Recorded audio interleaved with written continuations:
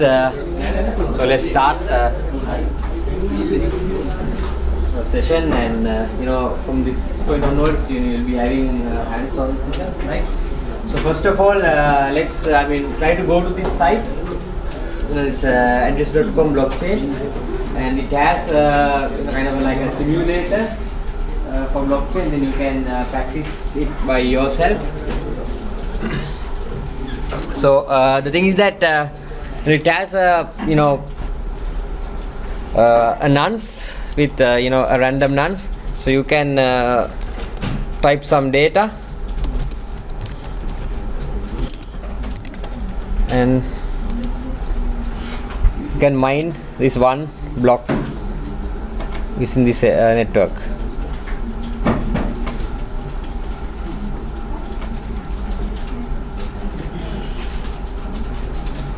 Okay, you can see that it took some time to get mined. Now you know the reason, right?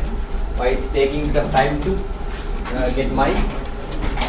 So after that, try to edit the data that you have entered. You can see the whole block is getting invalidated. But even if I add a space, it's getting invalidated because the data has been changed.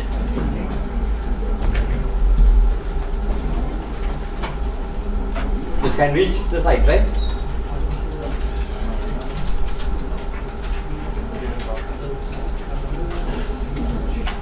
Okay, so this using this demo, you can see the functionality of one node or one block, right?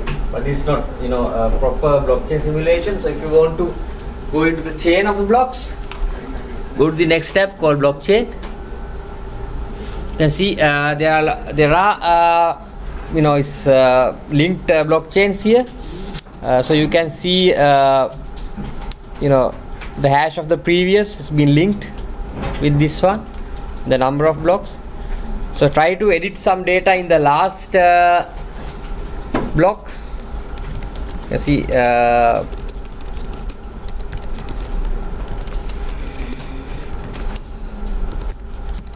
so only that particular block is getting invalid, so you can mine it.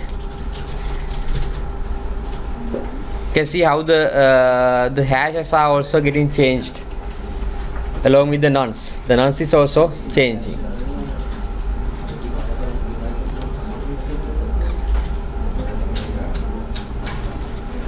So are you with me, right? You are not get lost, right? So now as an example, now earlier we have we used to change the last block, right? Now try to change the first block, then see what is happening. You see all the preceding blocks are getting invalidated, right? So in order to make it valid, what you need to do? You need to mine one by one. Mine this one, and then wait, then mine this one.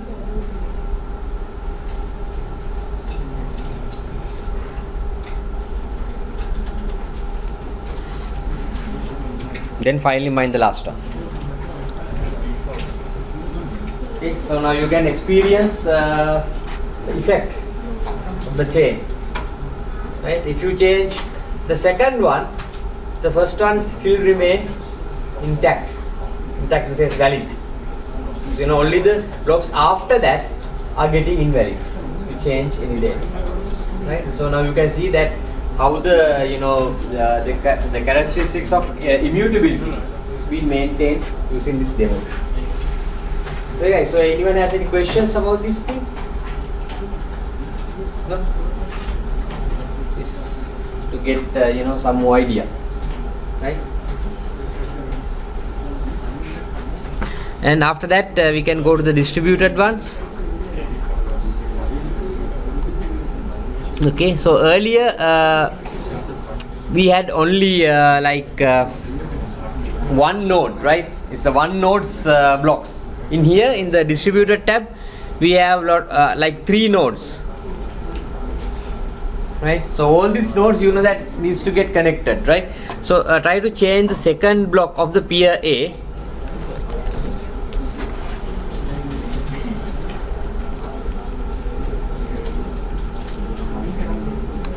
Okay, you can see the other nodes are not getting affected, only the node 1 is getting affected. Then try to do the mining.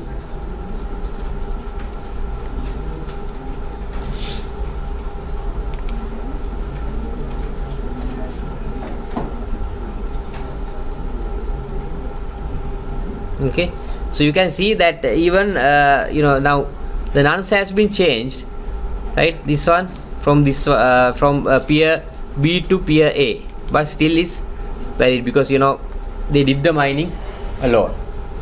Okay, so if you go to the tokens tab, okay, so this is the simulation of a real actual blockchain. Actually, if you these are the transactions, right? The amount from 2, right? So I mean, if you examine the real blockchain network, right? This is how it should look like. For a one block, there are a lot of transactions. I told you, right? How many transactions? If you go to Bitcoin, 2016 transactions, right? For one block. So this is that one particular block, right? If you change anything, you can see the hashes and the remaining preceding blocks are getting invalid. Okay, so you can practice it by yourself.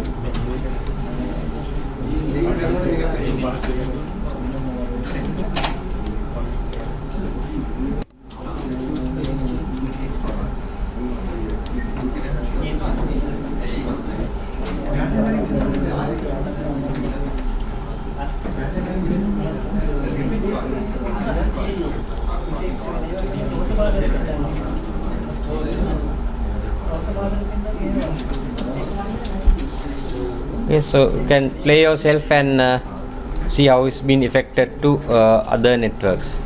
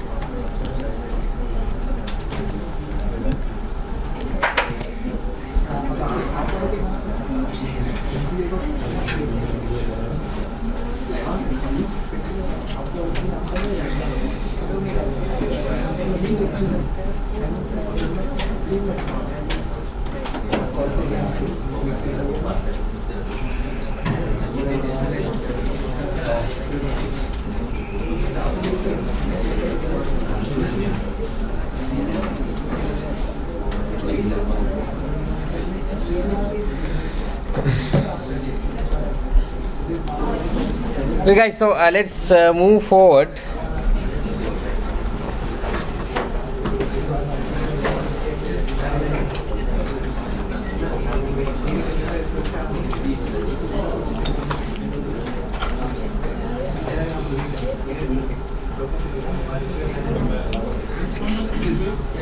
Yes. Can you do that? Sorry?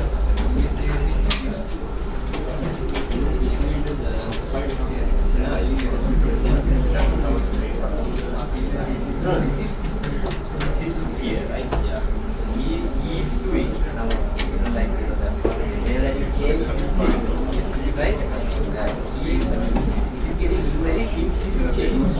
But other chains are they are no between these, right? So then others can say, okay, you are incorrect. So we are typing the same thing in a different. Yes. Just go down, it will come. You just type it. And there's that one. Got it, right?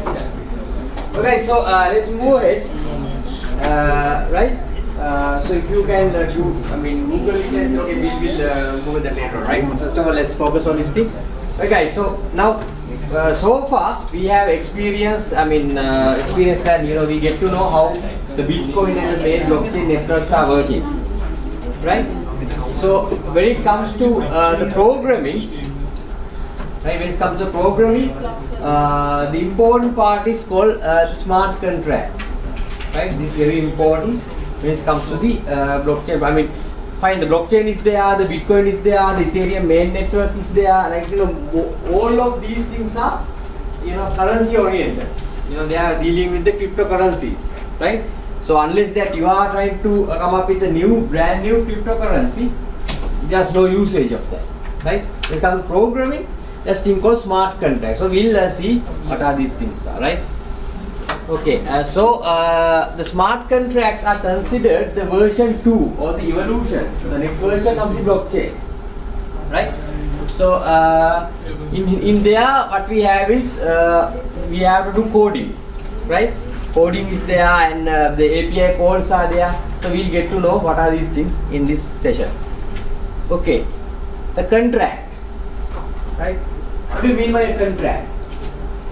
It's an agreement of two parties, right? Have you noticed what this contract is? That I have seen in here. Huh? It's a very famous contract in Sri Lanka. It's the most famous contract in Sri Lanka. You know that? Huh? You can't read it, right? Anyways, that's what's big. It's a contract between what do you call the UK, actually, the British and Sri Lankans in 1815, right? Okay. The contract. Okay. So what do you mean by a contract? Okay. Two parties, right? So you can see the two parties, the Sri Lankans and the English people. They are agreeing on something. It's been written in both languages, right? So that's a contract. Okay, we are giving you this and you have to give me this. This is how we rule the country together, right? So that is what you call a contract. So this one is not a smart contract. It is just a contract, right? Even if you do your regular businesses, you need to do contracts with other guys, right? It's an agreement, right? And if you want to go to a court, then you can say, okay, this guy has violated this contract, so because of this I am filing this case. Okay? So what is a smart contract in this case? Right? Okay, a smart contract is something like this. Now assume that you want to send some parcel, let's say some package, right? Some package from A to B, right? And you are, so assume that the B party is the recipient and A party is the sender, right? and this is, it's a very critical package, and you need to agree on some conditions. Okay, the condition one, that it needs to be get delivered within 24 hours, right? And it should get delivered within the set temperature, less than 20 Celsius, right? And okay, assume for simplicity, assume that these are the only two conditions in your contract. So that is the contract. So that guy, the recipient has agreed. Okay, if you send me this package within these conditions, I will give you whatever the amount, right? So that amount is also a part of the contract, right? If you deliver me this thing, I will give you the amount of, let's say, 100 rupees. Okay, so that is a contract. There are there are predefined set of rules, and both parties are agreeing to that. So what do you mean by smart there, right?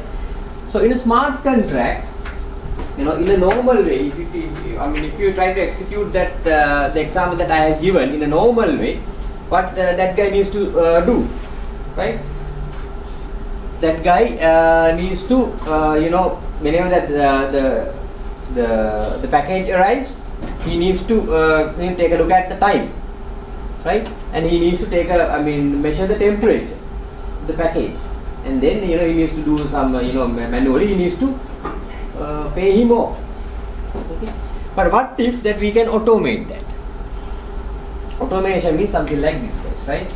In a smart contract, let's say that the given example that if he delivers me the package in the given conditions, I need to give him 100 rupees, right?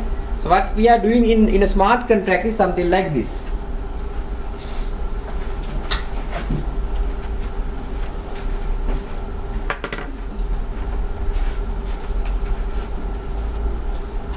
Okay. Here we have the time, 24 hours, and let's say the temperature less than 20. Okay, and the amount 100 rupees. These are the conditions in the smart contract. So what we are doing is, let's say there is a person called A and a person called B, right? Then so the contract is there. So these guys are using cryptocurrencies. So what the B is doing is sending his 100 rupees into the smart contract. I'll tell you how to do that in the program, right? He sends this 100 rupees into this smart contract using cryptocurrencies. You can do that using cryptocurrencies, right? So and then there's no one to monitor this, right? What you do is, it comes in the lorry, right? The package is this, and you are tagging some GPS device into the lorry, and you are tagging an IoT controller into the lorry to measure what? The temperature, right? And there is a system, and the satellite is here, right? Keep monitoring this thing, and there is a software system which all these things are getting connected. So whenever this parcel is getting delivered to B, what we can do? The GPS is locating. Assume that this particular house, this place is geofenced. Whenever the lorries go inside into this geofence, what we can do? Automatically detect that it's been arrived to the place. So the arrival is done, right? And the other thing is what? The time. Time obviously you can calculate because there's a system there, right? It's been connected to some place and the time is there, right? And the temperature. So throughout this journey, right? Since that there is an IoT container, IoT device attached to this package, it can monitor the temperature minute by minute or something like that. So then this one is done, this one is done, right? So what do you mean? Do you need any person to do this? No, it's fully automated, right? And then so what will happen to this one then? What you can do is automatically, if these conditions are met, transfer this amount to A. Hey guys, so now what we had? We had a contract with well-defined arguments or well-defined factors, right? And we have automated it. So we have smartening, right? And not only the monitoring that we have smartened. So what is the other fact that we have smartened? The payment. The payment also we have smartened. Okay guys? And there's another big thing behind this. There's a thing called proof of work. Proof of stake. Okay. Now in this case, before coming into this, before the lorry leaves location, the A, right? This guy, who is the person who's handling this, knows that okay, he has escrowed some money into the smart contract. So he need to worry about it now? Because in the other days, you do not know whether this package will arrive, coming from here to here. You do not know who is the person will be in here. He might be an underworld thug, right? Who has the weapons and all. He might say, okay, I get delivered, put the pistol out, you go wherever you go, I keep this thing. Well, nothing to do, right? You do not know anything about it. Like, he may not give his $100 to the transporter. But in this case, since that this is open, this in our blockchain, I'll tell you, how we can do this thing in using blockchain. He can see that, okay, this guy has contracted me, how much? $100. But according to the smart contract, can he claim it at that particular moment? No. Because why? He needs to, meet these criteria, right? And can he control these criteria? No. This data been collected from where? From these things are called data oracles, right? Data oracles mean these IoT devices and the DVD, which is also an IoT device, right? Okay. So the actual thing needs to get happen in order to make this transaction. And is it governed by anyone? No, it's automated. Okay guys. So that is called the smart contracts. Something like this. Okay. So why we need blockchain into this? Why we need blockchain into this? Can we do this thing using a normal database? Why not? Can? Yes, you can. The one thing is centralized, right? What if that, okay, since that this guy is an underworld thug, right? So he, now assume that we have a system, okay, come back to a normal database system, right? And we can achieve the same thing using databases, right? So all about, monitoring this thing and, get some transactions using some bank APIs, okay?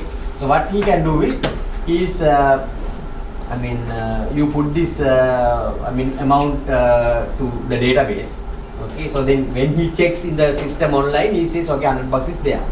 So then what he can do is, he knows the system administrator there, whoever the person who's managed the centralized system, he give him a call, Machang, I'll give you $20, can you make it 0? So by the time that it comes here, it's 0, nothing to pay. Right? Since that he's an underworld thug, the transporter cannot do anything. He will get shooted, right? But if you use blockchain, can he do that? No. There's no system administrator. It's distributed everywhere.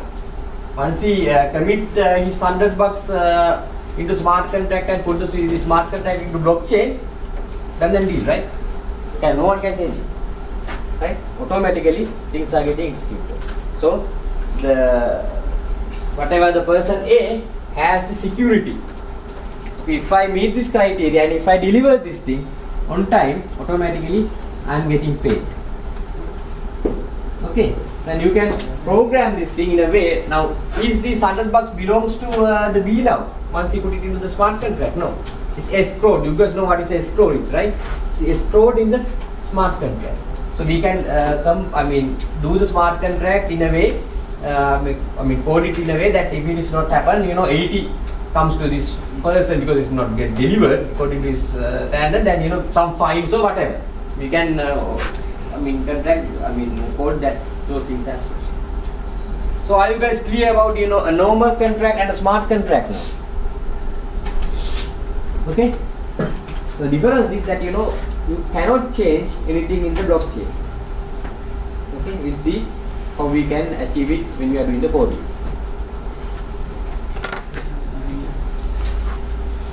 Okay, before going in that, have you guys heard about the thing called DAO? What is the DAO?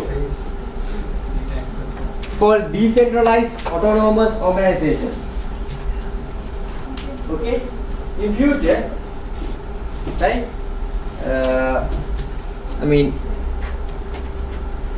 Everything will be automated. There will be nothing called Google. At the moment, right? There's an entity called Google. Right? At the moment, there's a thing called Uber. Right? What if that you DAO'd the Uber or DAO'd the Google? You don't have to pay for what? For centralized persons, right? You can do transaction within each other by trusting the network, trusting the blockchain. What is Uber is doing? It's the middleman, right? Even though that we think is latest technology, it's the middleman. He's getting how much? What's the percentage? 25% of each travel. Big amount. He's giving the facility. Okay. Google is doing the same thing. I mean, they are providing you services with a cost. Okay. So what if that we can do have a nice smart contracts and all these things are being built and have a distributed network and everything will be automated, no centralized people, right? In near future you will have automated cars. All you need to do is call to the car, it will come to your place, right? You need to tell the destination, it will deliver you, and you have your cryptocurrency wallet, automatically will get paid and done and dusted. That's it. For the future, guys, it will come, right? It will be there, right? Because everything is Elon Musk is working on automated vehicles, right? The blockchain, the Ethereum smart contracts are evolving in one area, right? So everything is come together, and decentralized autonomous organizations will be the future. There's no one to monitor, right? It evolved by themselves. Actually, that is the way of the human has evolved as well. Because when you have centralized, then again I can go back to history about describe our future. Okay, that the government structures, the main political structure that we are having is what right now? The accepted political practice. It's what? This is the democracy, right? Right? It's not the dictatorship, right? So how democracy has evolved? Where it started? It started in actually, for my belief, it started in it was there in the Roman era, but it dissolved. But then, for a reason, it started in 1778 when normal peasants attacked Bastille, in France, the French Revolution. The people the normal peasants or the normal people took the power, overthrowing the monarch. Okay, so the real power is in where? Can you sustain real power in a centralized place? No, you cannot do that. It's not sustainable, right? It should get dissolved. Then the evolution happens, right? The next movement, okay, of mankind had happened. Do you know why the USA or the America become so powerful as it now? When people migrated to America, were there any kings?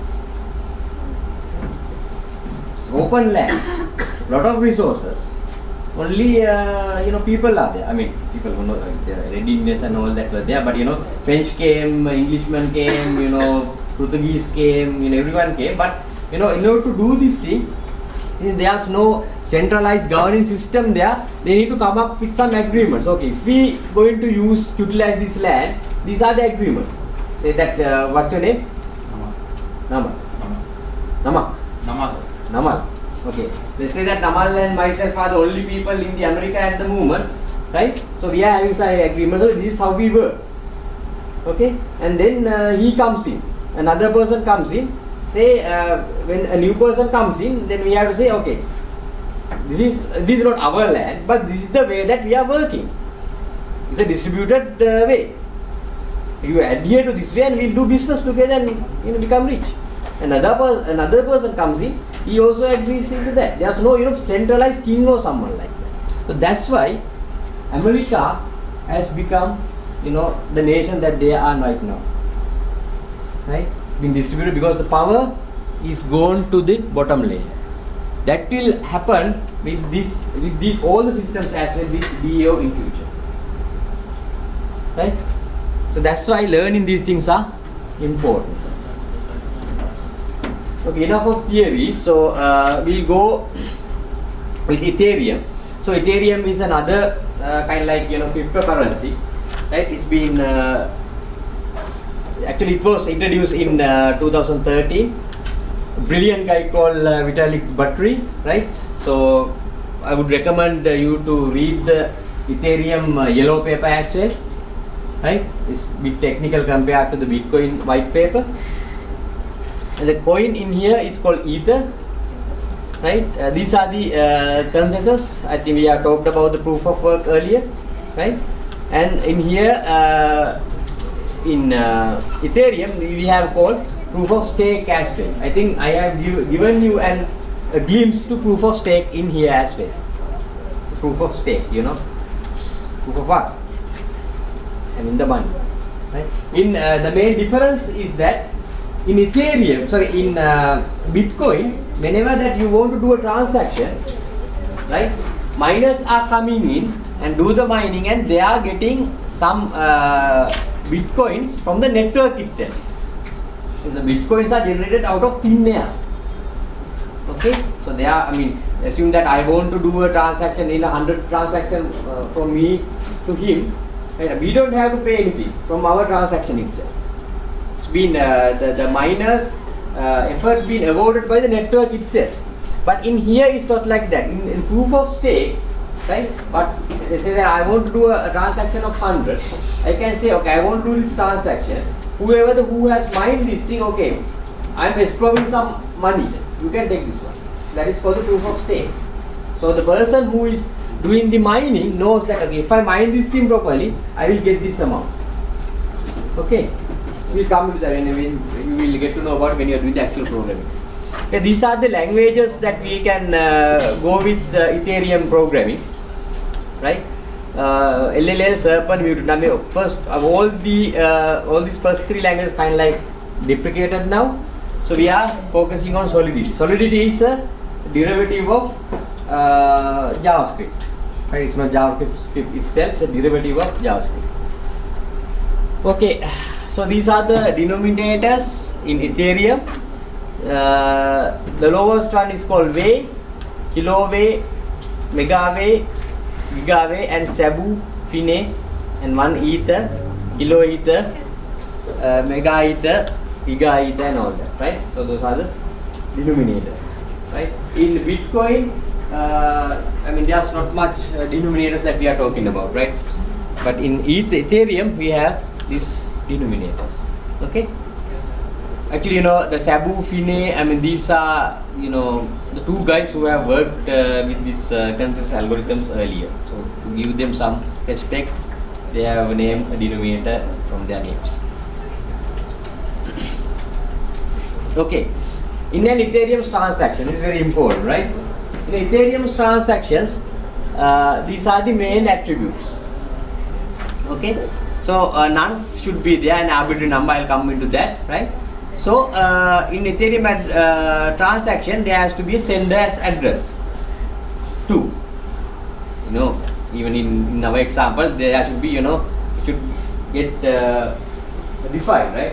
Who should receive this? The value, the amount of way that you are, or either that you are performing in this transaction, right? And the gas price is very important, right? I told you, in the Ethereum network, right? If you are using the proof of stake consensus algorithm, right? Whenever that you are trying to do a transaction, you put some escrow into that.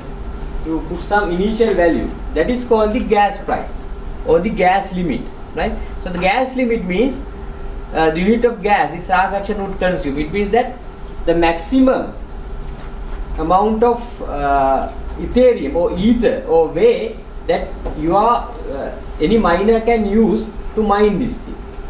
Let's say that I want to transfer 10 Ethereum to Sachitra here, right?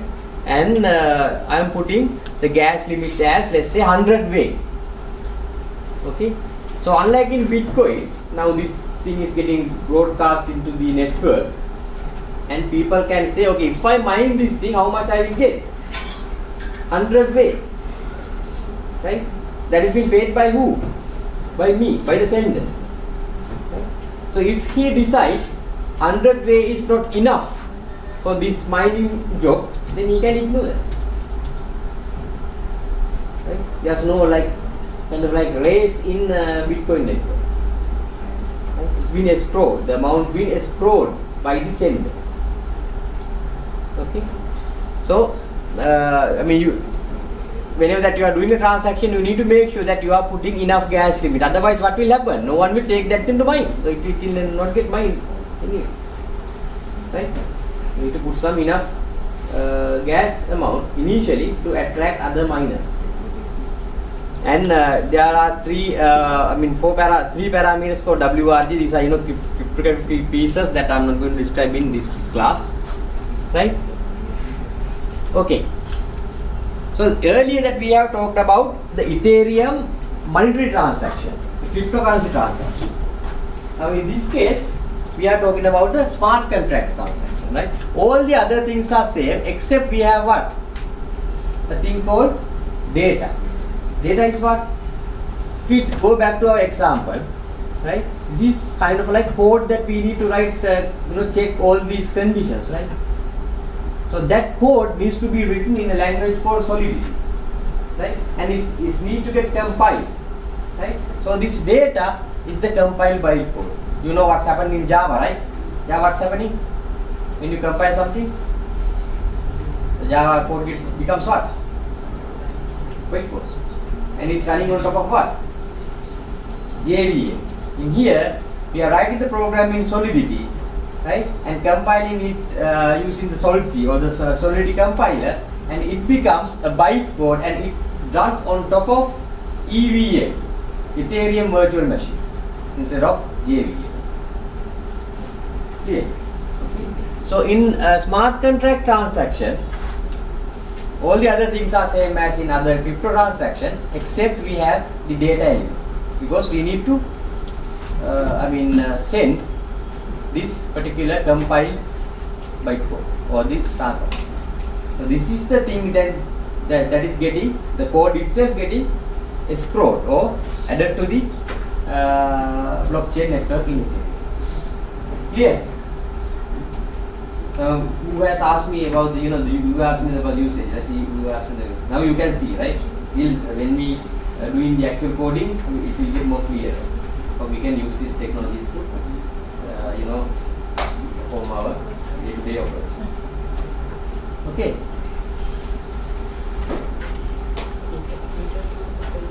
Okay, this is the same thing that I have explained. Solidity code we have and Solidity compiler, and it's getting converted to bytecode. And there's another part into this one as well, right? There's a thing called ABI also getting output from the Solidity compiler. What is the ABI? Okay, bytecode is the thing that should go into this blockchain, right? And it's getting added to the blockchain, and all mining and everything is happening to the bytecode, right? you know, the ABI, the application binary interface, you know that when we are doing, when we are putting this, our smart contract, our written smart contract in the blockchain, you know, there should be an interface to read the GPS data, right? Whenever that it reaches this geofence area, right, it should read it from the GPS data and, you know, do some execution, and it should interface with our main application as well to get the time and all, right? So I mean, and it reside there isolated. You cannot. So this ABI, the application binary interface, is there to interact with other applications. It's an API. You know what is an API, right? It's an API where others can access to the smart contract. Okay. So the bytecode is being added to the blockchain, right? And it is giving you an API where others can interact with this smart contract. Because, you know, you need to enter these values, right? You need to enter the temperature, you need to enter the hours, you need to enter the amount, right? To do that, you have to have an API. So that is the API. Okay, I'm not going to explain this thing because we are not going to use the local test network. I mean, I have planned to do this thing, but, you know, since that the difficulty and all, we are using an online compiler. It will be easier for you guys. This one was also same. This is the implement this one. Guys, now you go to this site.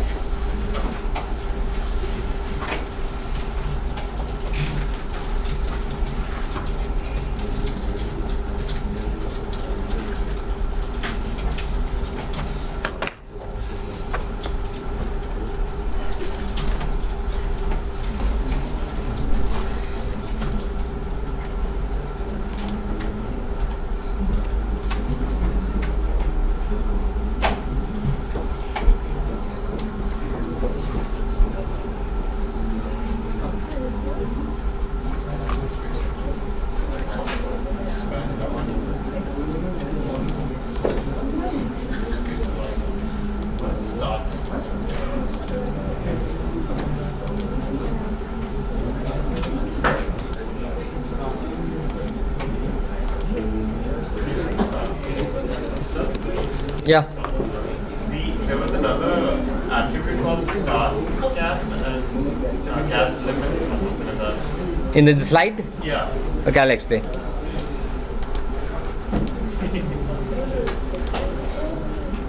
Start gas. Yeah, start gas is the thing that, you know, you gas limit is something like this, right? I mean, gas price, the amount of weight.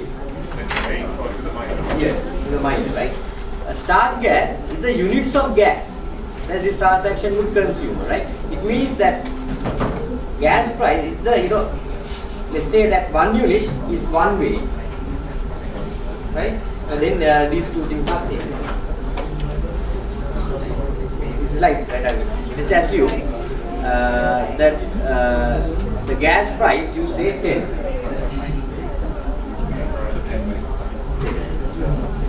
And the start gas, you say 100. So the amount that the miner would receive is how much then? 10 into 100. These are the gas price, the unit. So the start gas is in units. The gas price is the amount in weight. I don't know, they could have put it in one way. I mean, one attribute saying that this is the amount. I don't know why they have put it in two different attributes, but you got the idea, right? It's basically the same thing. Same thing, same. Sorry? That's the amount that you need to pay for the mining. Sorry? Yeah, it's like this, right? In Bitcoin, as I told you before, in Bitcoin, a miner is getting rewarded by the network itself. You know, there are the thing like, you know, in Bitcoin, there's the amount of the number of amounts in Bitcoin, the value, the highest number of values that you can go is 21 million.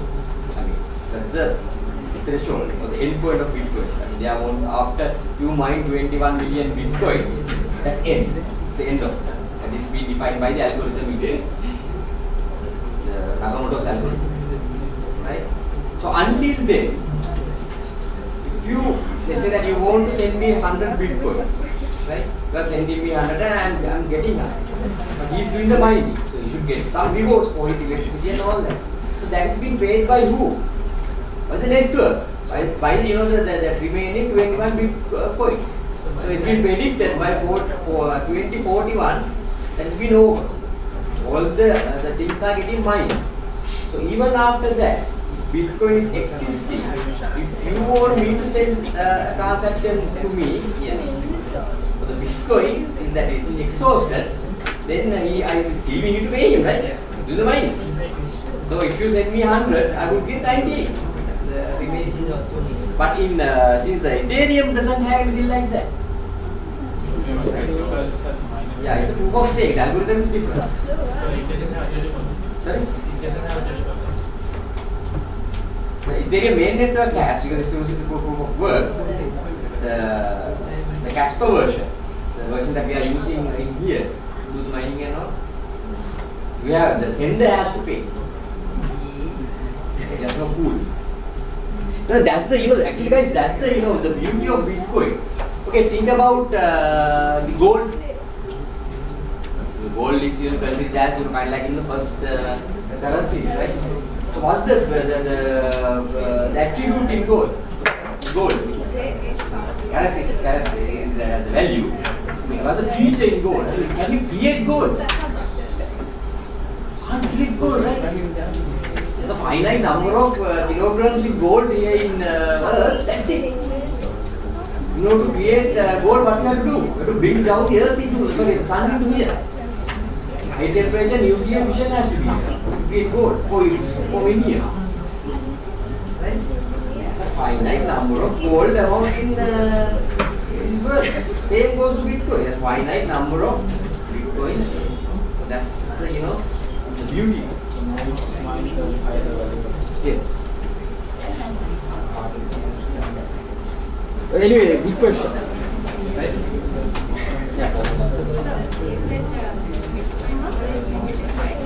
Yeah. That's why I told you. It's been like, no, he can't do it. Because that's the way that he implemented the algorithm. The network, the network governs everything. Right? That's his algorithm. If he wants to make it as 60 million bitcoins, then he could have done it. The parameters of Bitcoin, algorithm and all. Right? The thing is that, it's been rumored that he has, before he published this thing, he mined himself and turned 25% of the Bitcoin. Sorry? Nobody has. Outside, nobody has. Guys, there are some good questions going on here, so it's better that you also can participate, right? So the question was that I'm answering right now. What was the question? I mean, like original question, like why is it limit? You can't increase it. I think you have heard about something called inflation, right? I mean, central bank has the power of printing money. What if that it prints more money? Yeah, rate goes down and Sri Lanka it will be like Zimbabwe. Yeah, you need to carry money cash in a what you call wheelbarrow to buy a loaf of bread.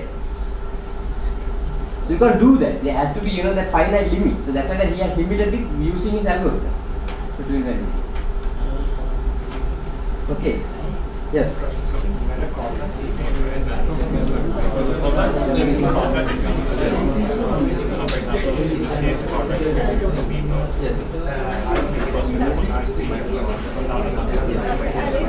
Now, a miner doesn't mine as a gas price for it. So now the miner, what's put on by blockchain has to be mined. The miner will get at that point is the other copy of it. Just a copy of the contract. Yes, it's like because I was thinking now, for example, when the miner receives the contract mined at the end of the Because it's not on the blockchain, so Yes, I mean, guys, there's another question. Like, I mean, can we, before, I mean, in transaction to blockchain, can someone tamper? can the miner happen? Yeah, can the miner tamper the? Because it's now normally when it's in the blockchain, there are copies that are shared with everyone. So Yes. when if tampering happens, they can I mean, validate it is. Then again, guys, it is not sending to one miner. Right? There are other miners who are doing the same transaction. So is the gas price spread between them or In this case, right? I mean, it's like this guy. Right? I mean, even though that there's a gas price, I mean, two people can take the transaction and do the mining. Then again, there has to be a winner. There has to be a winner. There's only a winner. Yes. There has to be a winner. so whoever wins gets the gas Yeah, price? mining has to be there. Even with this thing, mining has to be there. But it's more choice-based. Yeah. Okay. If you want to insurance also, Yes. before the other participants, You get it. Well, that's fine. That's fine. I'm just wondering, we can, like, let's say, no, if something to minus then it'll take more time. no, yeah, There are other miners. So they'll be faster than the guy that's tampering. So then, Okay, guys. Okay, a good question came up. Right? Actually, it's something related to you one, right? What if that a group of network or one person owns more hashing power than all the other? That is called the 51% attack in Bitcoin. It's a possible attack, right? Because what you can do is, before any other person mine, I mean, you can do. Okay, I'll give you a simple example for your thing to understand. Make it more clearer, right? Assume that there is a building blocks like this. Okay, and there are forklifts. Right, forklifts are operating. Lot of forklifts are operating in here, right? So what they are doing is, they are, taking these blocks from ground and put it on top of the building. Okay. Assume that this guy is working on the 71st block right now. Okay. So there are a lot of people, who are doing this, and these are numbered, and they are, putting it on top of this building, right? And there is a bad, forklift in here. Okay, so he needs to change this particular block. Let's say 41, right? Change in the sense that he needs to take it down, alter the content, put something else, and put it back in there. Okay, so that's his intention. So now we are at 71st block. So what he can do now, right? So in order to take this one out, he needs to take down all these blocks on top of that, and take this one down and alter it and put it back. Before what? Before any one person can put into here. Let's say that this guy is putting 71. You know to quickly take all this down, right? Before any crane reaches this thing, and change the 41. Put the 41 and change the remaining thing and up to 71. Okay. So he needs to be very fast, right? Okay, actually he needs to work, right, very fast. Comparing to all the, the summed up, the speed of others. Okay. So this one is called, if he can do it, it's called the 51% attack. Understood? Now your problem gets solved, right? He needs to be a super fast. Actually, guys, a thing is coming up now.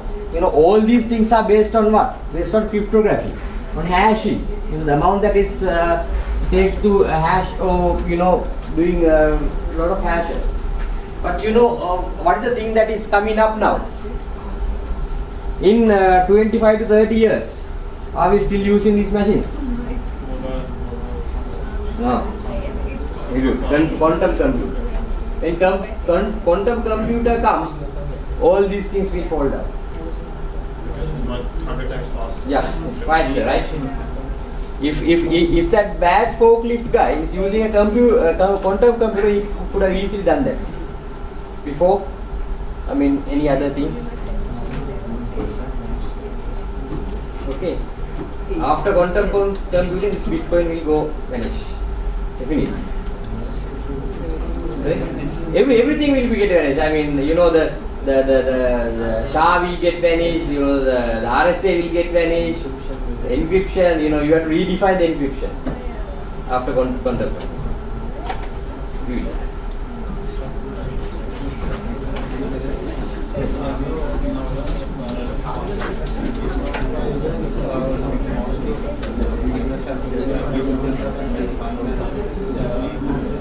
So the blockchain is before it's completed also that it's an account.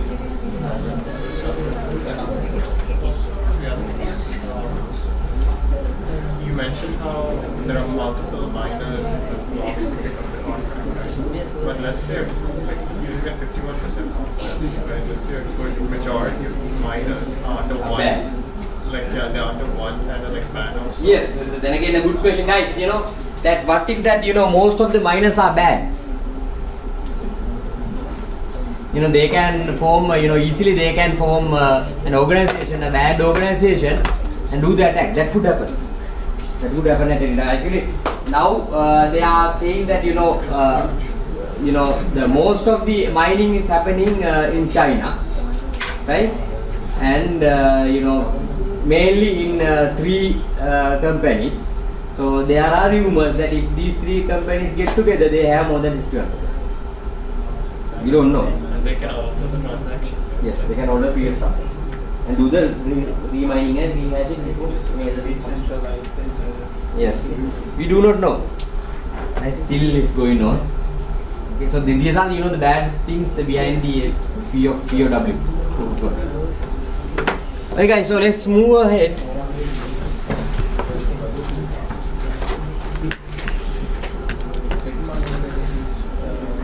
I hope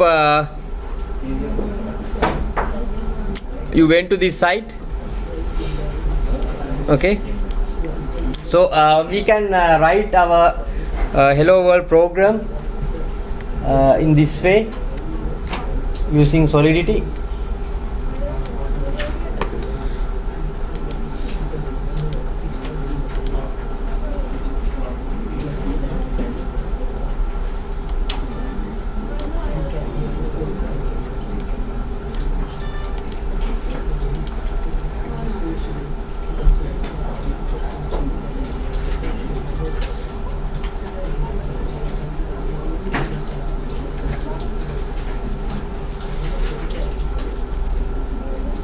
Okay, so just write it in here. We are getting our libraries ready with the version of Solidity that we are going to use, and you can see instead of class we are having what the contract, right? Because we are writing a smart contract here, right?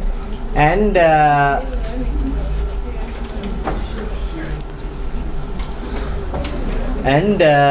we have a constructor and 2 other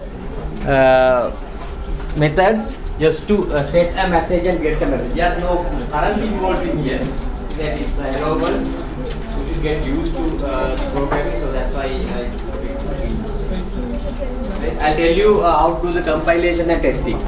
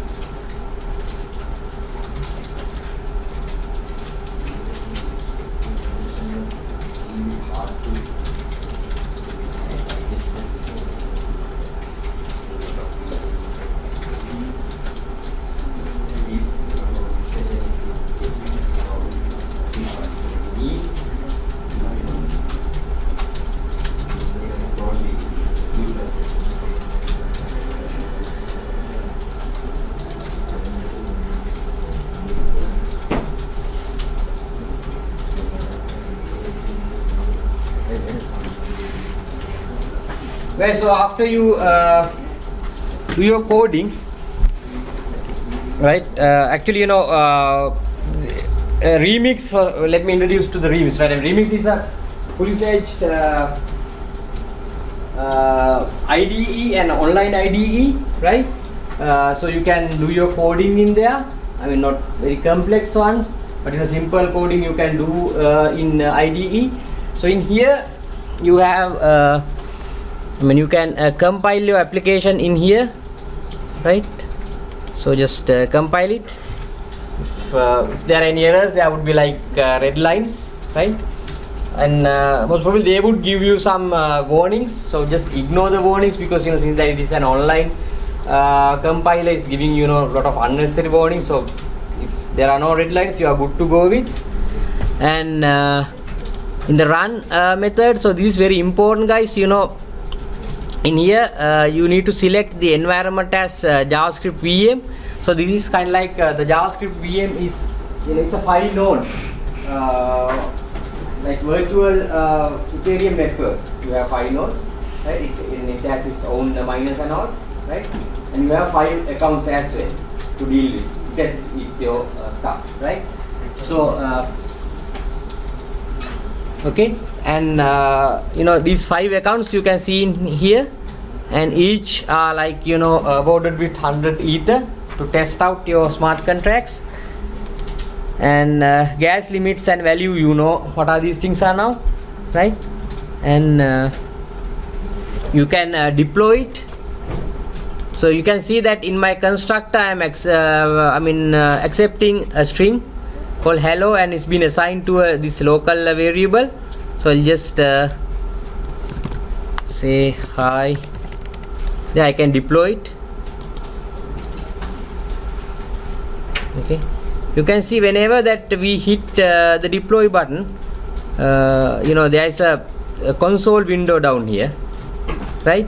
So it is giving you some basic information, right? So even this contract deployment, since that it is getting added to the whenever that you hit the deployment, guys, the deploy button, it is getting added to the blockchain network, right? It is getting broadcast, it is getting mined and added to the blockchain network. You can see earlier we had in here some 100 Ether. Now after you deploy it, it's getting reduced. Why? Why is it reduced after you deploy it? You need to pay to the network, right? The miner. That's why it's getting reduced. Very small amount, but it's getting reduced.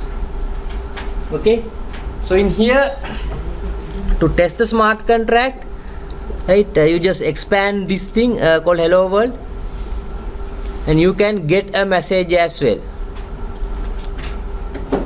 right? You can see hi there is there.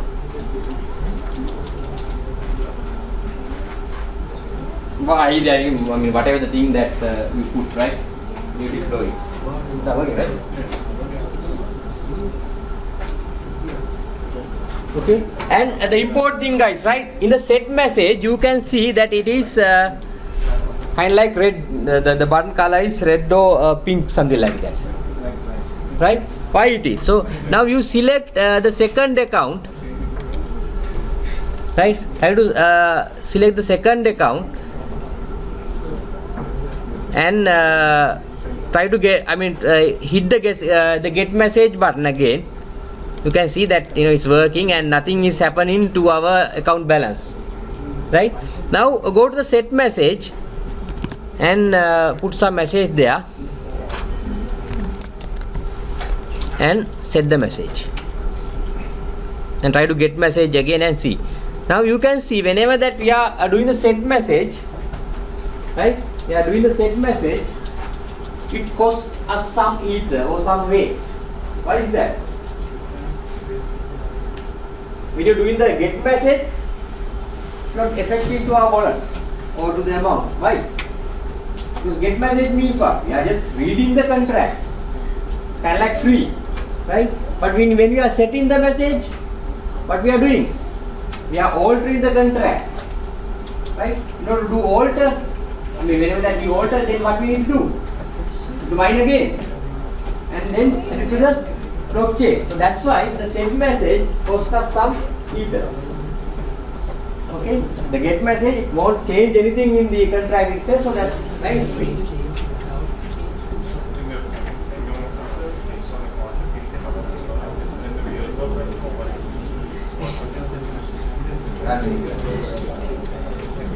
I'm doing consultation for a lot of companies, so I can't disclose their business ideas, but I give you an example. Right?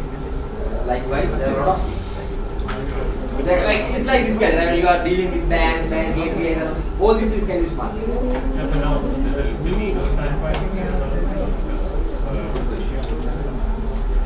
I'm not sure, guys. There's a question came up, right?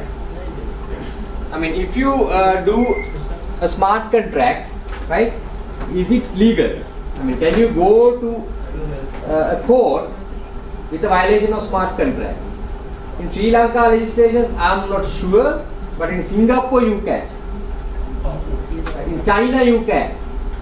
The court is accepting smart contracts as legal contracts. Right? I'm not sure about that.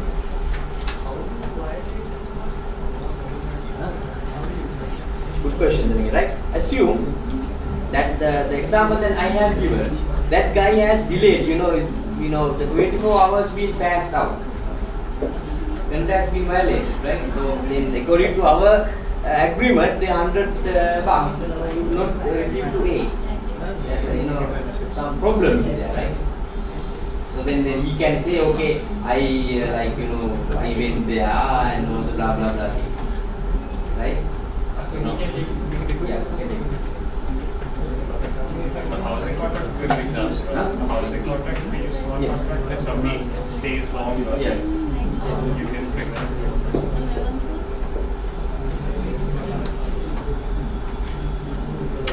Okay, guys, are we talking about smart contracts? I mean, there are a lot of examples. I think that he has asked about examples. Guys, concentrate, right? I mean, I think folks are not married and do not have kids, right? But in Sri Lanka, I mean, if you try to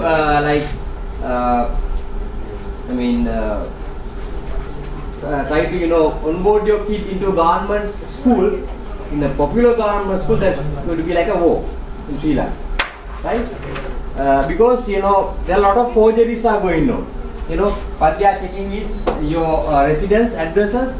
So they are checking with your electricity bills and all, and they are checking with your deeds, right?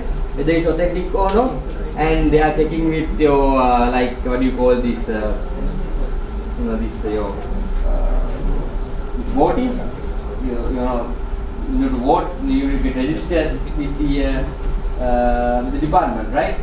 So then, I mean, there are a lot of documents. I mean, we need to take this much of worth of files and documents to the school. But all these are what? Printed papers that can be forged, right? I mean, you can. I mean, they are doing the double check, but you can go to these institutes and pay them and get them change their database. That is happening. Actually, it is happening. And what if all these things are smart contract? You date the smart contract and put it into the blockchain. Can you not change it? Your birth time, your birth certificate is smart contract and put it into the blockchain. Can anyone change it? Right? In future, if you implement this thing in Sri Lanka, all you need to go there and give your consent. Okay, whether you can access this, right? Access my birth certificate. Yes, you can access it, and this one, we can have some key or something like that, private key, encrypted key or something like that. If you present it, they can go and verify that. That's it, right? But if that, the land registry, guys, right? That is, one of the most corrupted institutions in Sri Lanka.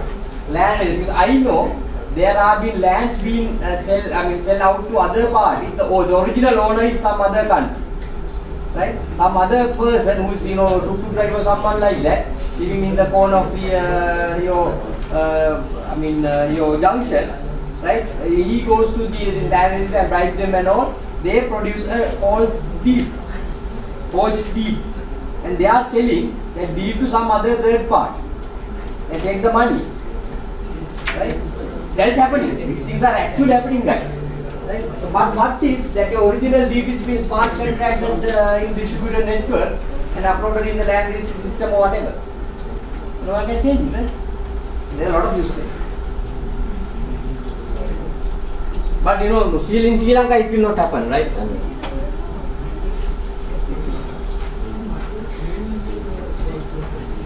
Then again a good question, right? Amendments also can be done. There are a lot of ways that we can do it. I mean, you cannot change the original smart contract, right? But in that case, there is a thing called like link smart contract, right? Link one, I mean the previous smart contract it has and link to the new one. Actually, it's the index executing the smart contract. But it can still class a reference, right? In this sense, so now let's say the line 20 years out in the future, whenever one of the users just say now, you want to use smart contract, you use some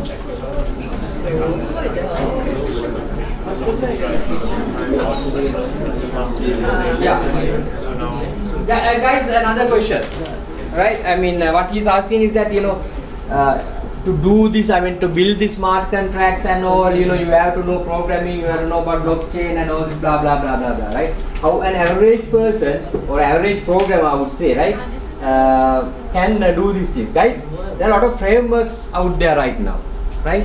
In that case, I mean, as an example, the Hyperledger is done by IBM, right? Likewise, there are a lot of frameworks. So what all you need to do is they are exposing only APIs to you. You know, as a regular programmer, you know, you are, I mean, accompanied with, I mean, you are customers, I mean, you are very familiar with APIs, right?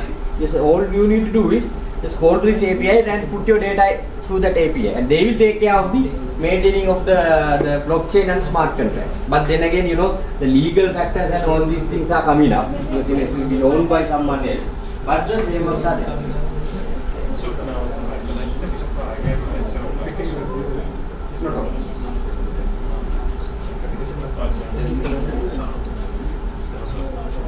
And it's a permission. Guys, I mean, when it comes to blockchain networks, there are two main variants: the permission blockchain and open blockchain. Right? Hyperledger, the example that I have given, there are permissionless versions as well, but more or less it's permission. Right? So you need to have an authentication and authorization to log into the, to do any transaction in the blockchain. Bitcoin per se is an open blockchain. Anyone can participate. Okay, so I mean, we are cool with this, right? Everyone? Okay, so the most important thing that I want to emphasize here is that when you change or when you do the set message, it is cost you some money.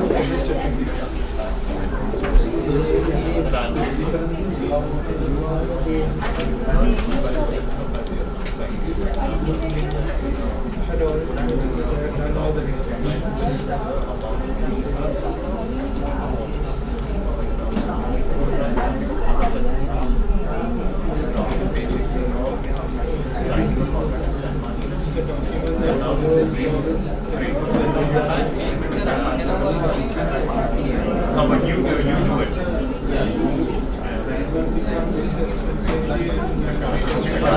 Hey guys, so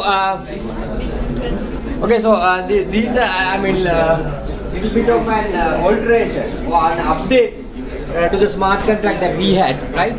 So in here I'm dealing with real money, right? To simulate the transaction.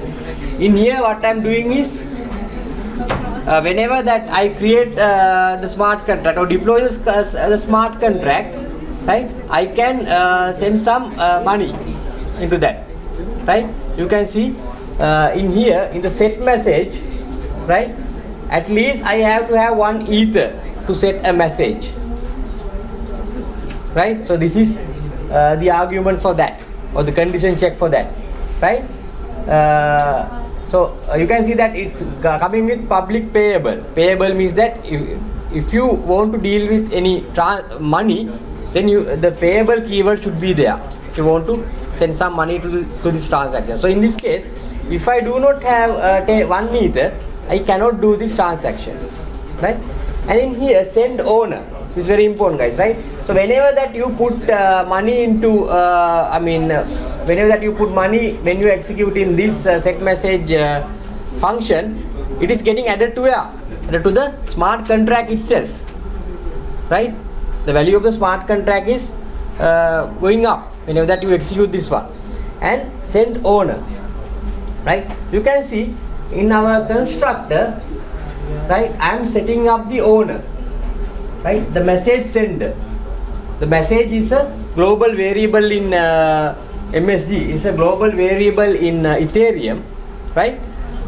So the sender is whoever the person who's executing this particular code block or this message, right? So initially, the owner is the one who's doing the deployment. The constructor is going through with the deployment. So whenever that we click the send owner button, right, it will transfer all the account balance into the owner's account. We'll see how it is happening, and there is a get balance function as well. We can see the balance. So before you do the coding, I'll execute this thing and show you, right? I compile it.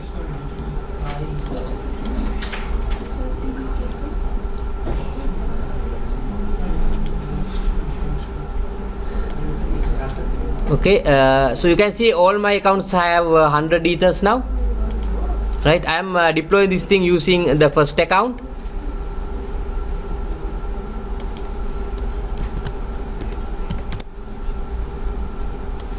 I have deployed it.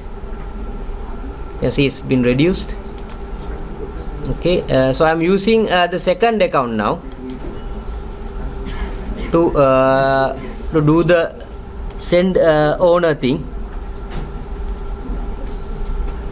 to set the message.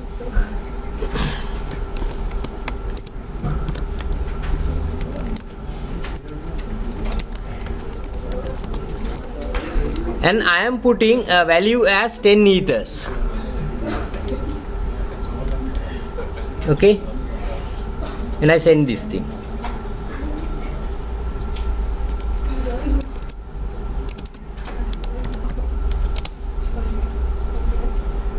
Okay, I'm setting the message. You can see the 10 ether has been reduced from the account 2, and I'm going to go and get the balance now. You can see the balance is 10 ethers. It's been presented in way here, but it's 10 ethers, right? So I'm adding, I'm setting the message. Then again, using the third account. Then again, I'm putting like let's say 5 ethers.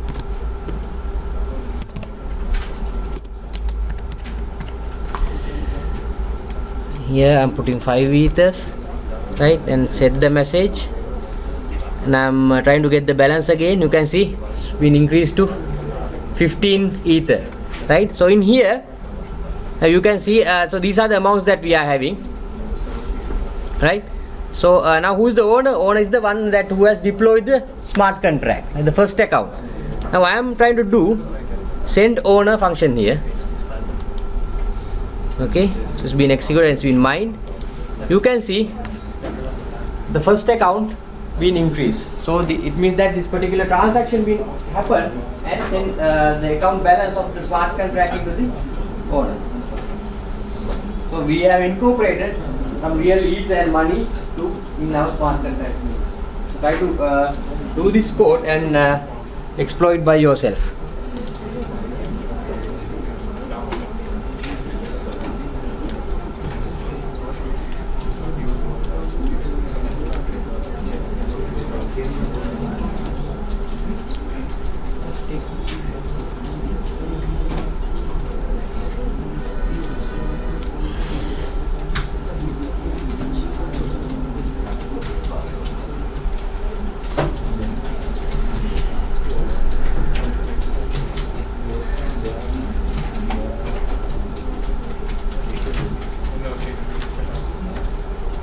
What are the guys in final year? So you can do 5G using Guys, Ready? already in our third week. But it's good to know. Maybe it's like another line. And guys, the other good news is that the whole new market is opening up for this food. Right? Especially in Sri Lanka, but since that my LinkedIn profile and all saying that I'm doing this blockchain stuff and all, around 5 to 10 invitations are coming up to me like from all over the world, especially from Russia, Singapore, China, and whether they asking me whether I like doing this. So there are not many people who can do this thing properly, and there's a whole new market which is out there.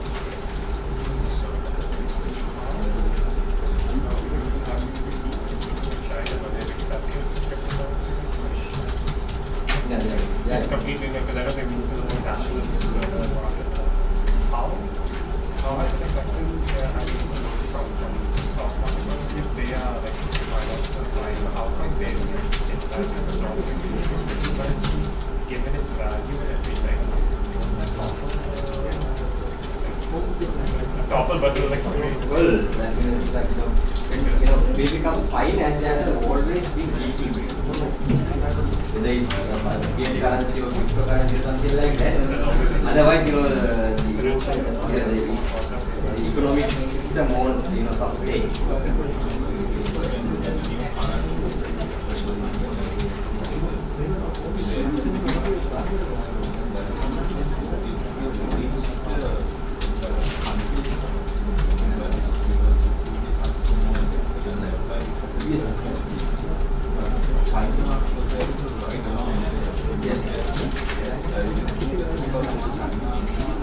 Because they are strong. They are the like we might probably government. Central bank will collapse, but businesses will collapse. The business, it's like fine. At the moment, when we are talking about finance, country's economy, and first thing that are coming up to mind is the government, the central bank, other banks. So we cannot think of an economy without these entities at the moment. It's only in our head, right? It will come. These things will collapse. But the business should go 100 more. Business. it's because we're so dependent.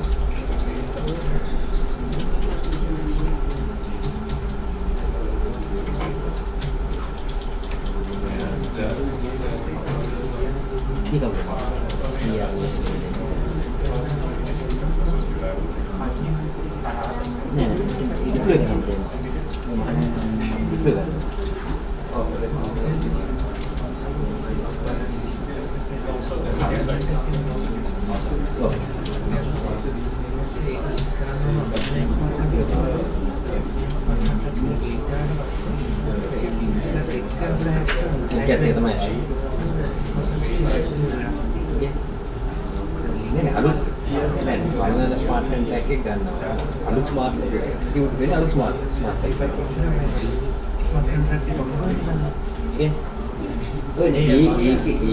ඒකේ තියෙන risk එකත් එක්ක මේකට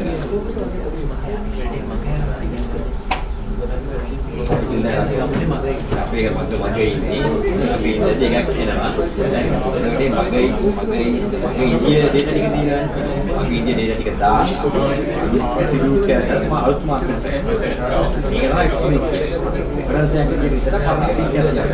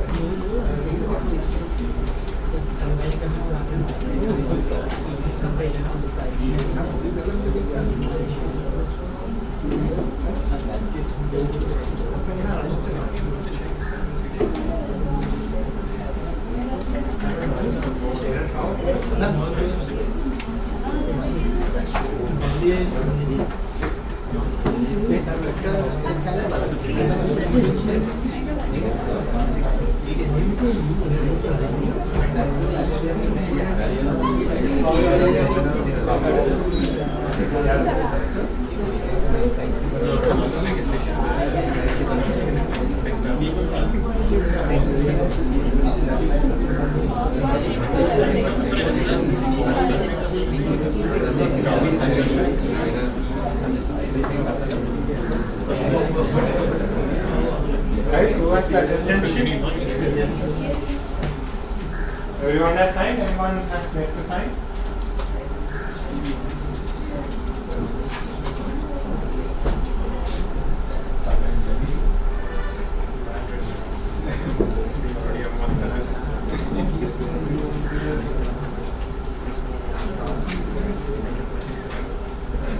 Give me your document. Chinese.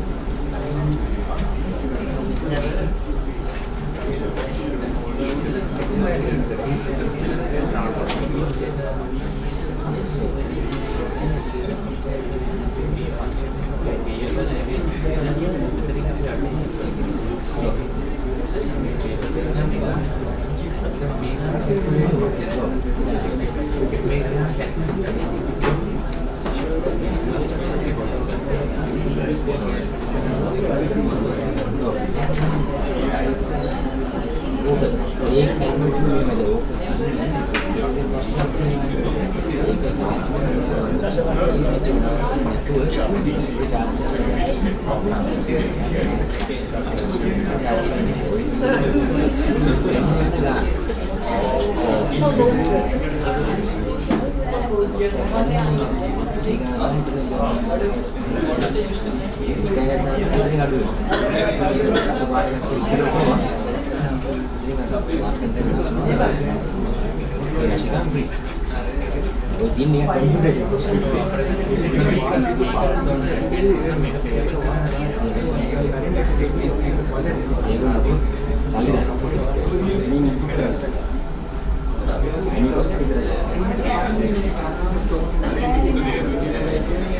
Okay, so you guys have finished it?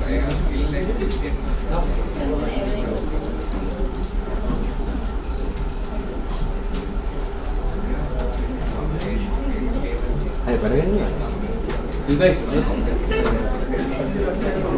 if there's any error, if there's some working code, you can share among yourself. Somebody managed to compile it. Is it done?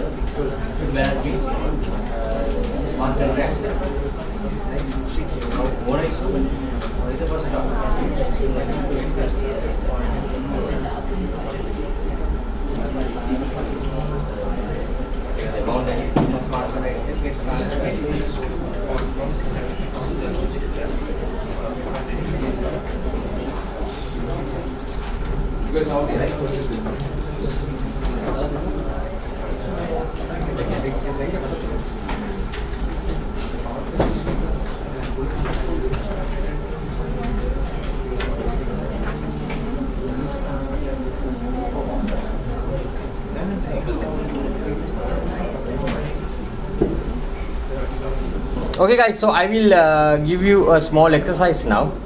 Right, try to do it yourself, and then I will explain the code, how to do it. It's very simple one, right? It has some kind of a use case as well.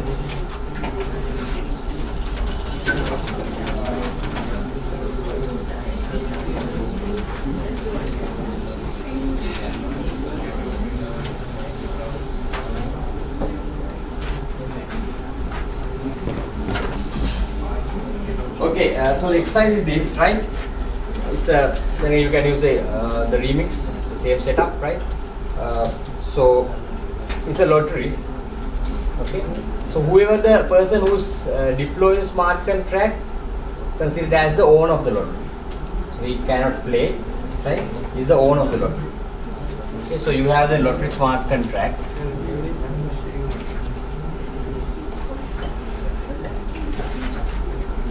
Right, or a smart contract, and there should be an owner who deploys the contract. Right? So other players are there. Assume that they need to add minimum 10 ether to enter the lottery. Right? So they can enter the lottery by putting 10 ether, right? Let's say player 1, player 2. 10 ether. So whenever that they are contributing to the lottery's balance will get increase, right? Okay, so people will adapt, and the lottery's balance will get increased. That's how the normal lotteries are working, right? So the owner of the lottery can decide who is the winner. Normally it should be a random, right? You need to check who are the players that are getting involved into this lottery, and you need to pick the winner, right? So in order to get so how you can identify players, there's a variable type called address.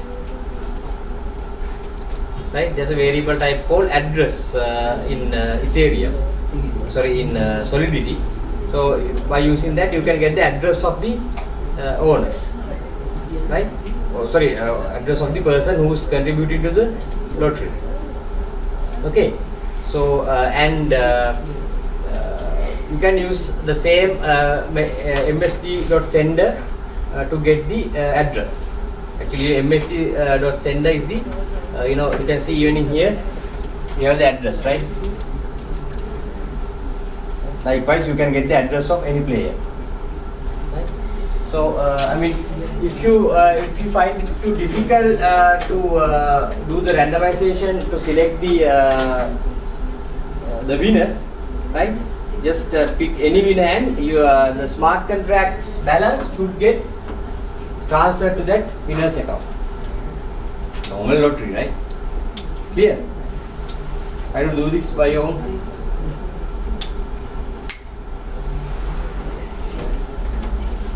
Actually, guys, I don't know. I recently came across with this thing. I don't know whether Sri Lanka's lottery board or something like that. They have something like SMS-based lottery. Right? You can buy lottery tickets using SMS. And the ticket is coming to you as an SMS. Ticket is not there. It is good, but I'm not sure how they are validating it, because probably they might have saved that thing in a database. It's a lottery, after the draw is happening, probably somebody can go and change the database itself and claim. So ideally, most probably they haven't. They might not implement a blockchain there, but it's a very good blockchain example.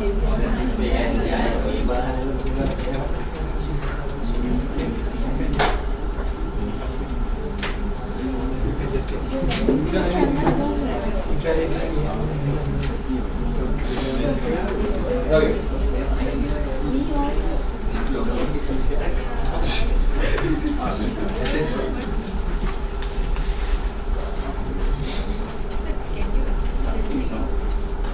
Okay, it's like this, right? I mean, you have a lot of smart contract. So, who is the person that who's deploying smart contract? You know that. So, who deploys smart contract? That's all. Other players, there are other, in your example, there are other four like accounts, right? So they can participate lottery by adding 10 million. You can put multiple times, right? But it each has to be 10, so the condition to be 10. There it's smart, right? Must be 10, right? So then, what I mean, who is the person who is adding to the, I mean, the amount that is being added, the player's amount that have been added to the smart contract is the lottery's amount, the balance. The balance is the lottery's amount. So the owner can pick a winner. So the lottery's amount will get transferred to the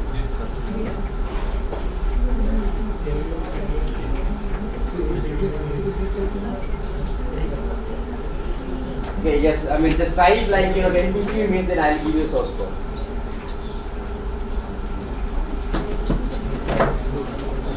It's kind of like real example. It's blockchains and smart contracts.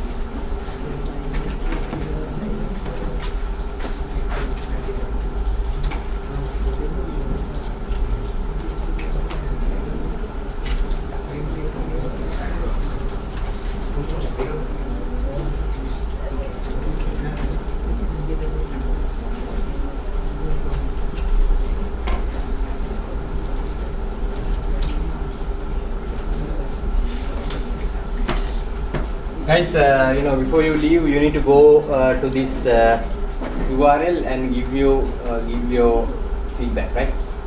It's tinyurl.com/appitbc. You can see it in big letters.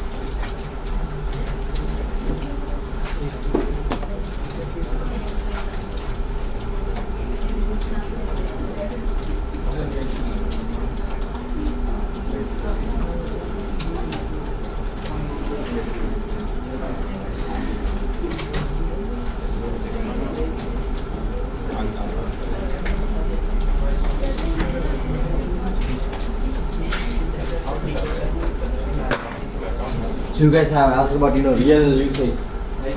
This example that I have given you. So I think I believe that every register whether they are using lottery. So Basically what happens is when we deploy it, we're not intending it to deploy it. So how can people add it? In terms of that, how can people participate? like this, right? Using the message center, Yeah. you can get the person who can invoke that particular message. So there should be a function for like enter to or something. Oh, okay. So this is just deploying along with it. No, you deploy it. So after deploying it, you should layer should get added. Okay.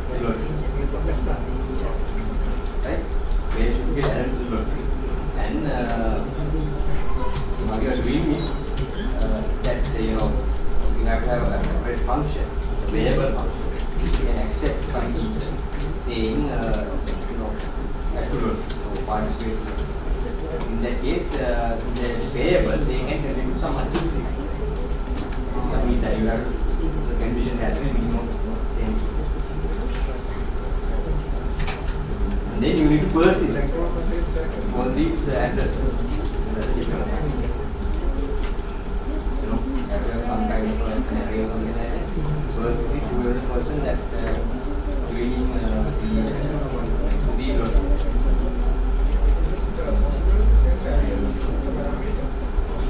This is a parameter. Can do.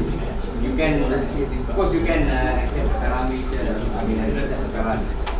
But by using the limit of yourself, it's very easy, right? No. That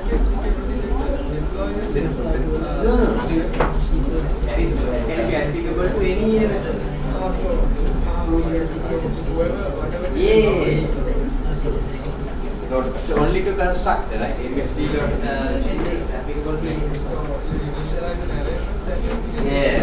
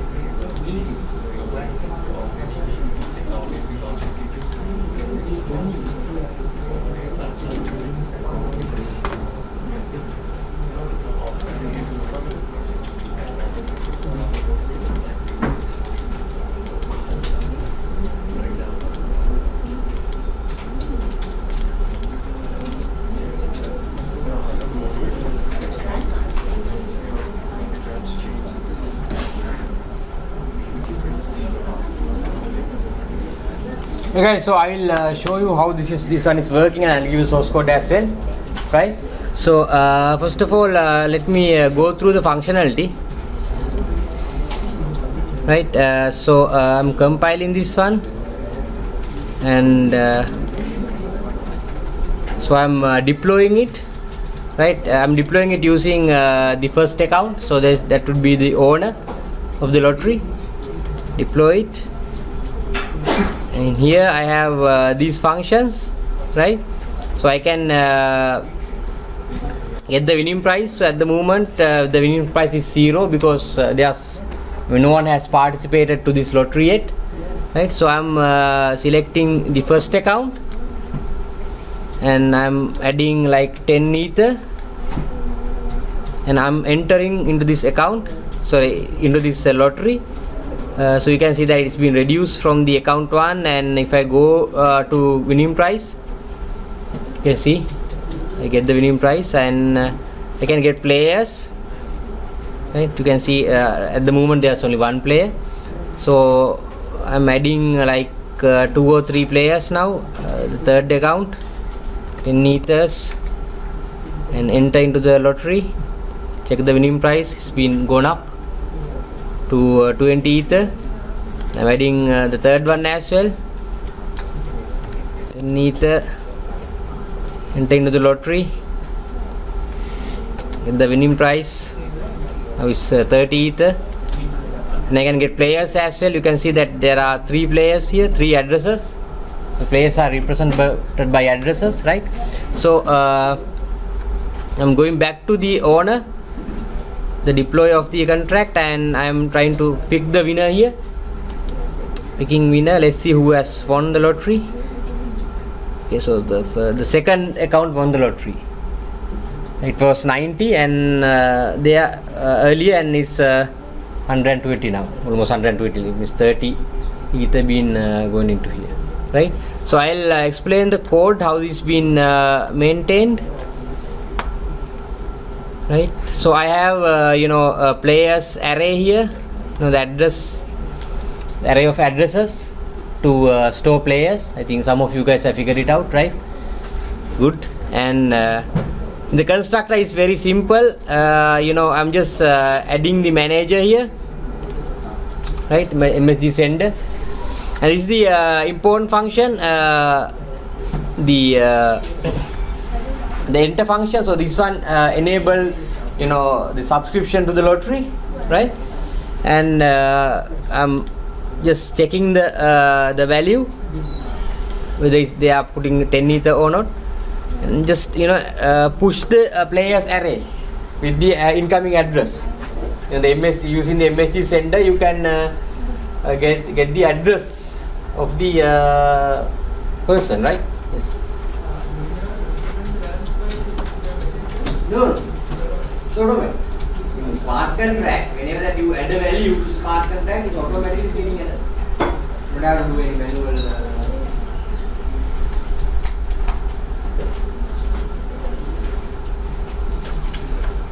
Okay, so in here, this is the function that I implemented to return a set of addresses to get the players and to get the winning price, this dot balance, right?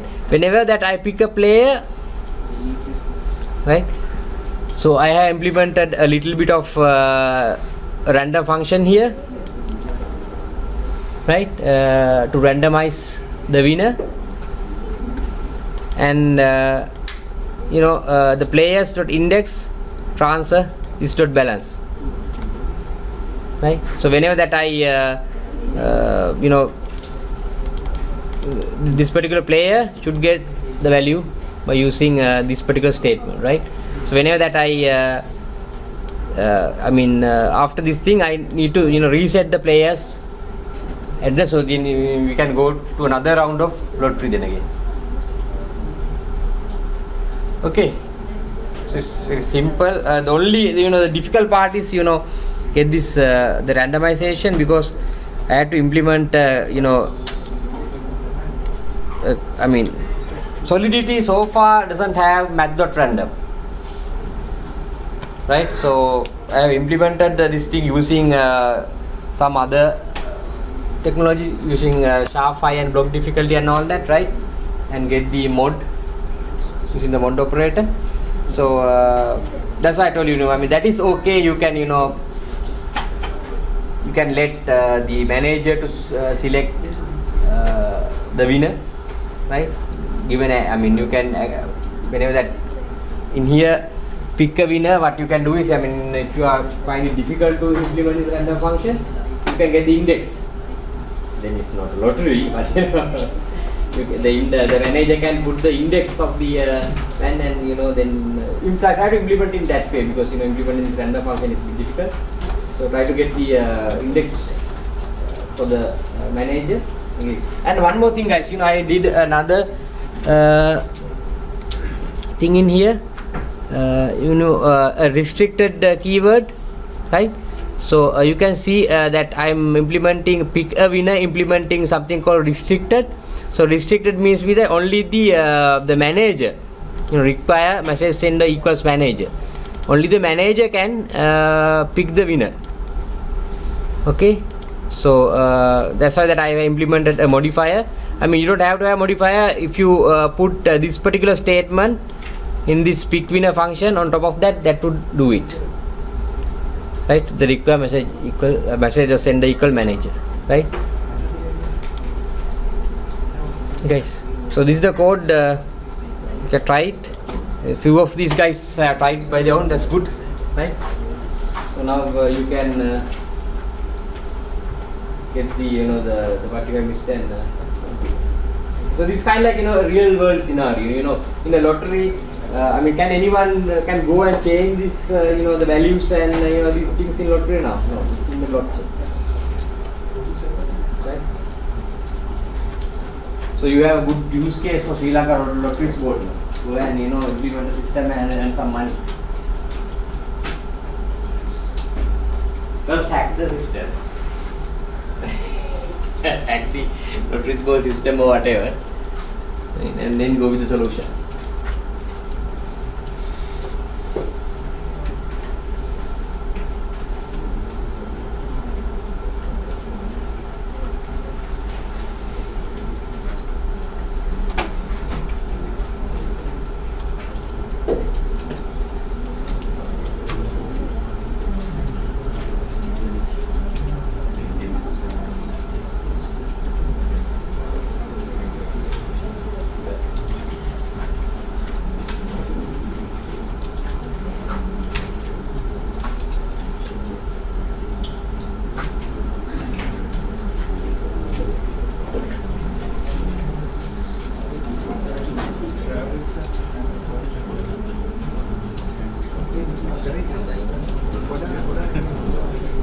Okay, guys.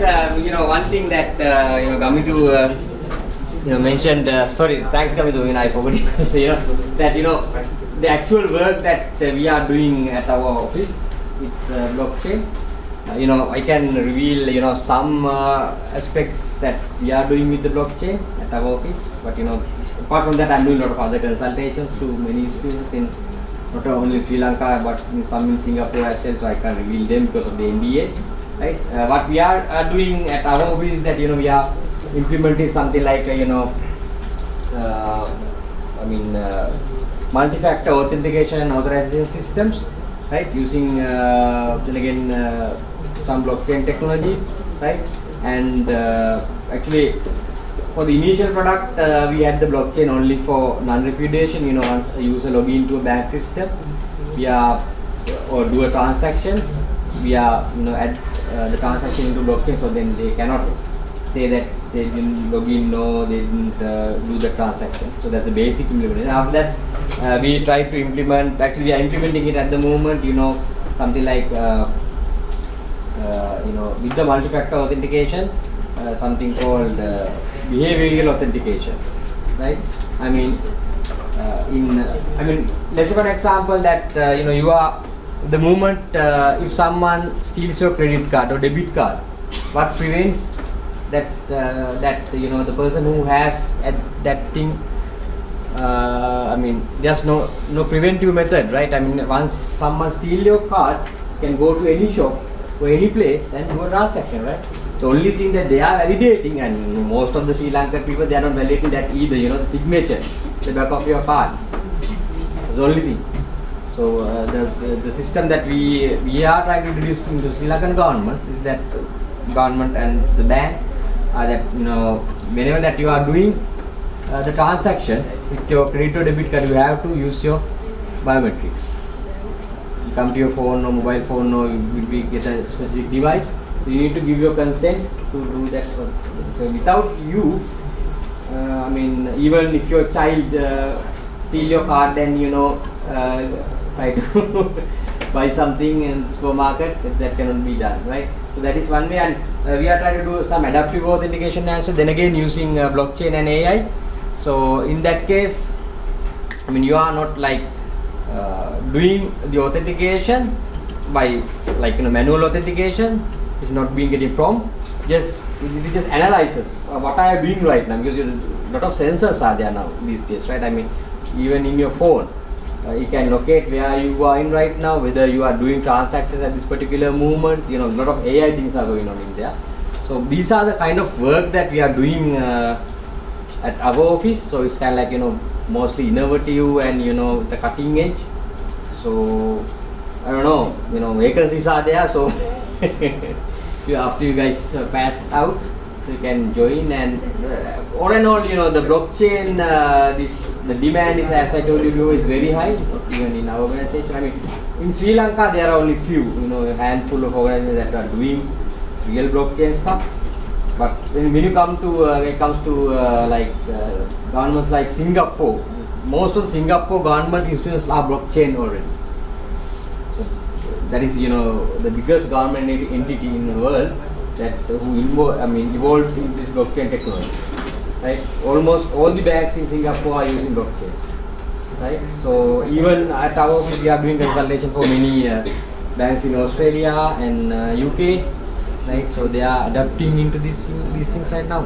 So what I can tell you guys, I think Ranu gave you an introduction about the core security aspects. But I can tell you that even when it comes to secure programming and all, right, there are a lot of avenues. Nowadays, whenever that you guys are doing a program, right, what you try to do is try to make the functionality meet somehow. Right? If I say in English, so if it is working somehow, that's it. Then you are not bother about it after that, right? But that is not proper coding, guys. Because the cyber criminals are getting highly active these days, and it's getting evolved, right? So the security aspects of the programming has to consider a lot, right? There are a lot of loopholes. I can tell you a lot of examples. Like most of these attacks happen because of the flaws in the programs itself, not because of the firewalls, not because of the perimeter systems, right? Because of the programs. They are exploiting a lot of weaknesses in programs. And I can give you like hundreds of examples, real world examples, that I would say 80 to 90% of attacks happen because of flaws of the programs, right? Not because of any other reason. So, secure programming is coming up. Right, I would say that by 2022, if you, as a programmers, if you do not possess secure programming concepts, you will be in big trouble. Right? Even if I try to employ someone at my office, the secure programming concepts are mandated, because obviously that the core security, but when you go into the future, kind of like mandate, right? Earlier that we used to, when we were students, we were taught, people then we were taught to write programs efficiently, right, with high performance, right? But nowadays you have to have all these things, but security aspects also used to come in. So, I know personally, for the even in my previous company, whenever that we are trying to deploy or sell a product to company or finished product or project or whatever, they are asking a security vulnerability assessment report. There are things like static analysis, dynamic analysis, right? There are tools and all, like Veracode, SonarCube and all. So they are asking your report before they are accepting your program or your application, right? So these reports has to be cleared. I mean, what they are doing is go through the code and say that it's been to the standard in terms of security, especially when it comes to the financial applications. So it is good that you practice secure programming practices, right? I mean, you can Google it and see what are the things in there. And the economies, I mean, as well as blockchain, the marketplace is booming up. Because a lot of critics says that by 2022, the highest paying IT industry would be security. Right? Because why? The main reason is why? Because of the IoT. At the moment, like every household has like 6 to 8 connected devices at this moment. But they are saying by 2022 there would be more than 100. Everything is connected. Right? So with this connectivity, lot of attacks, more connections means more space or more vectors to attack us, right? Lot of attacks would come in, so you need to prevent them. So cyber security field would be like, secure programming especially, would be like very booming industry in the future. So it's always good to practice your security programming aspects rather than doing any programming. Some words to take home.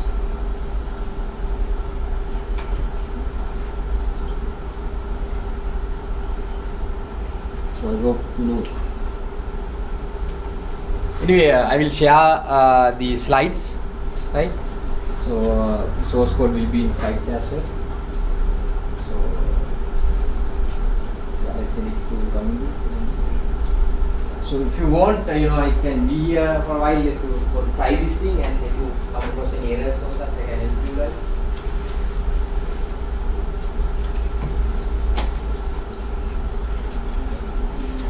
You are trying the lottery? Well, I am giving you, good opportunity, right? Really? Yeah. Very good. You enter an index and Okay, very good. Is there anyone else who finished it?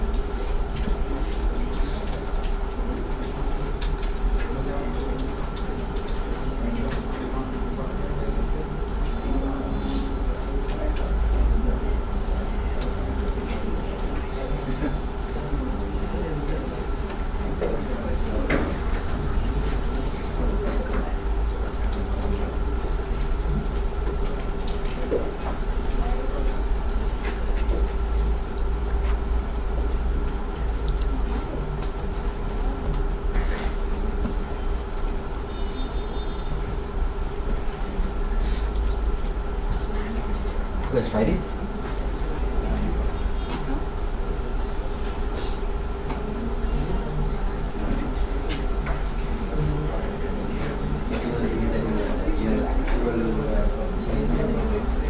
Code is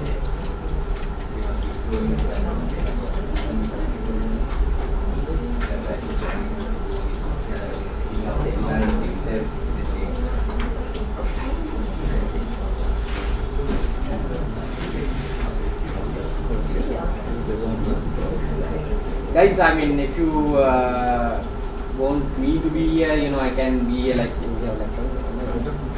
yeah, I can, I'm on leave today, so I can be here. Like if you want me to get any other expertise or, help your code, or else we can wind up now. You are too tired with the Solidity and all, right? So I hope that, you have learned something new today.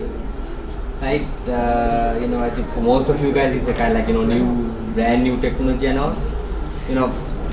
to be honest, guys, you know, this blockchain and distributed ledgers and distributed computing and all is it's bit hard, right? I mean, since that you guys have practiced your regular programming practices and all throughout these years, getting these concepts into your mind is a little bit hard. So you need to do a lot of reading and all, right? So even this, I mean, if you follow my Medium blog and all, I have fully fledged, I mean, like systems implemented using this blockchain. I mean, interacting with webs and all, source codes and everything are there, so you can refer to them, right, and get more educated. And there are a lot of other resources as well in the online, the internet, you can refer to. Right, so guys, it's like it's I mean, if you and another saying, right? I mean, in the world of blockchain, the cryptocurrency and all is very very fast moving, right? Normally say that in a normal environment, 1 month in cryptocurrency and blockchain environment is like 1 year in other industries. That's how it is getting updated and in the fast manner. Right, so you need to, if you're trying to move ahead with blockchain and these new technologies, you need to read. I mean, you need to do a lot of reading, right? Reading and update yourself, and get your hands dirty. It's difficult. It's a bit difficult. I mean, in here we have used this nice ID called Remix, an online ID. But if you're trying to deploy this thing into a real blockchain, right, it's a little bit difficult. You need to do a lot of configurations and all.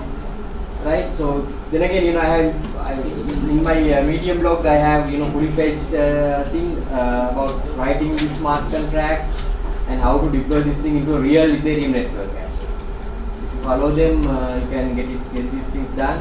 Right, how to test these smart contracts, how to automate these tests. Right, all these things are there. So it's up to you guys. Right, this session is just a head up for you guys. Just an introduction to these technologies, and get you a big feeler. So I hope you guys satisfied and learn at least something new today. Okay. Thanks, guys. Thank you, Priya. Can we release him? Okay. So thank you very much, Priya. Thank you for taking time off from your busy schedule. I think he deserves a round of applause. Yeah. So you taught me something as well. Finally made me cool. That's good. People, thank you. It's been a long day, I think. So thank you for being here. I hope it was useful. While this was going on, what I've done is, if you log into LMS, School of Computing, you'll have your level 4, 5, 6, and then there'll be onboarding. You'll find the blockchain session today. I put some stuff in there. So I'll keep adding to it when Priyal mails me the slides and so on. But the Bitcoin papers